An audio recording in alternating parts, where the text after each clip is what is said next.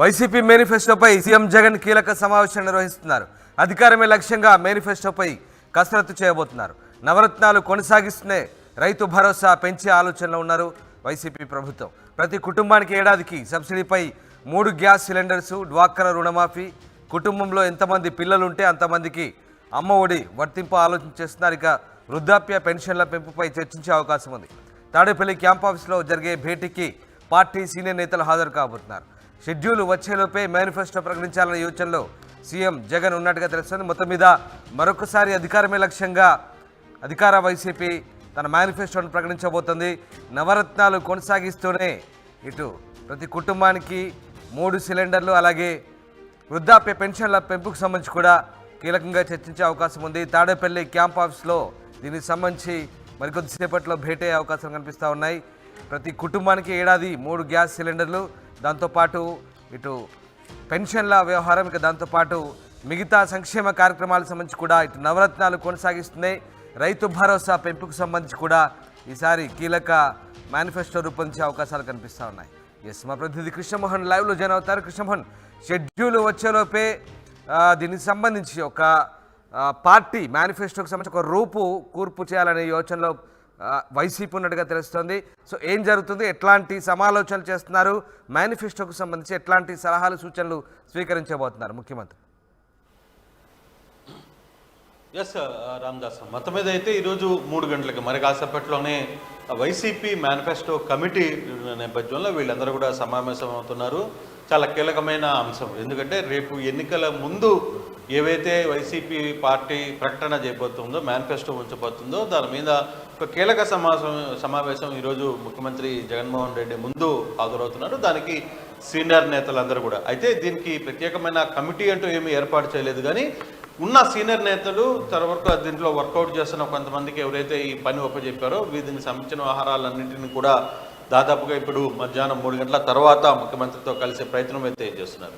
అయితే చాలా ప్రమోషన్స్ కనబడుతున్నాయి. బేసిక్గా రేపు మేనిఫెస్టో రిలీజ్ సమయంలో జగన్మోహన్ రెడ్డి ఆలోచనలో చాలా వస్తున్నాయి.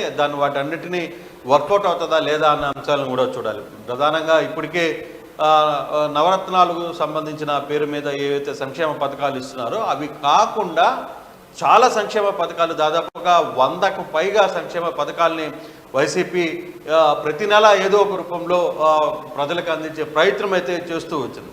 కానీ ఇప్పుడు మేనిఫెస్టోలో గతంలో లాగా 3-4 పేజీలు అన్ని కాకుండా పెట్టాలనుకున్నది సూటిగా 2-3 సంక్షేమ పథకాలని పర్ఫెక్ట్గా ఏం చేయబోతున్నాం అనేది చెప్పాలి. సంక్షేమ పథకాలని, మనం ఇచ్చిన పథకాలని ఇప్పటికే 90% వరకు వైసీపీ అందరికీ చేర్చే ప్రయత్నం అయితే చేసింది.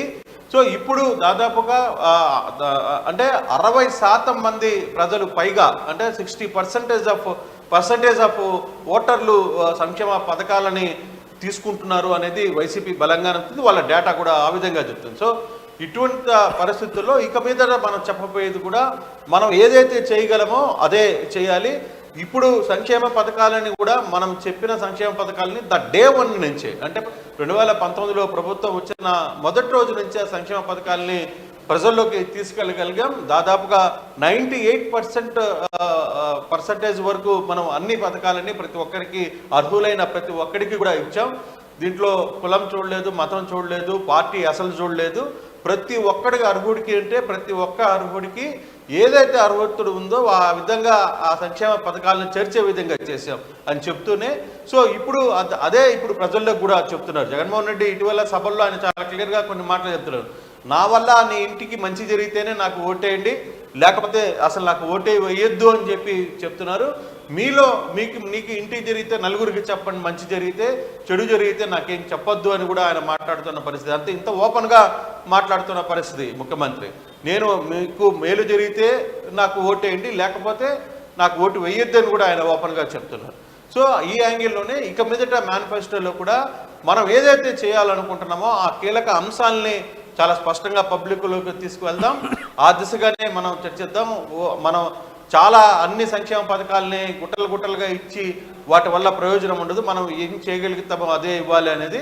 సో ఇప్పుడు ప్రస్తుతం మనకు వస్తున్న కొంత సమాచారం, పెన్షన్లకి ఏదైతే ఇప్పుడు పొందుతారో పెన్షన్లని పెంపు చేసే ఒక ఆలోచన చేస్తుంది. దాన్ని దాదాపుగా 4,000 వరకు కూడా పెంచాలనే ఒక యోచనలో ఉన్నట్టుగా కొంత సమాచారం అందుతుంది. అలాగే ప్రధానంగా అమ్మఒడి స్కీమ్ ఏదైతే ఉందో మహిళలకి డైరెక్ట్గా డబ్బులు వేయడం, పిల్లలకి చదువుల విషయంలో ఒక కుటుంబంలో ఒకరికే ఇచ్చేవాళ్ళు ఇప్పుడు కుటుంబంలో ఎంతమంది పిల్లలు ఉంటే అంతమంది పిల్లలకి కూడా అమ్మఒడిని వర్తింపజేయాలి అనేది ఒక ఆలోచన జరుగుతోంది. సో మరోవైపు డ్వాక్రా మహిళలకు కావచ్చు, రైతుకి భరోసాకి సంబంధించిన వ్యవహారంలో కూడా దాన్ని కూడా పెంచాలి అనే ఒక ఇది చూస్తున్నారు. డ్వాక్రా రుణాలకు సంబంధించి కొంత లిమిట్ వరకు 1,00,000 రూపాయల వరకు ఏవైతే రుణాలు ఉన్నాయో వాటిని మాఫీ చేసే ప్రక్రియను కూడా చేస్తే బాగుంటుంది అనేది. కానీ ఈసారి మాత్రం మహిళలకు పెద్దపీట వేయబోతున్నారు అనేది చాలా స్పష్టంగా అర్థమవుతుంది. వస్తున్న ఫీడ్బ్యాక్ కూడా అంటే చాలా కాన్ఫిడెంట్గా జరుగుతుంది ఈ వ్యవహారం అంతా కూడా. అయినా ఫీడ్బ్యాక్లో మాత్రం మహిళలకి ఈసారి సంక్షేమ పథకాలను పెద్ద ఎత్తున అందించాలి.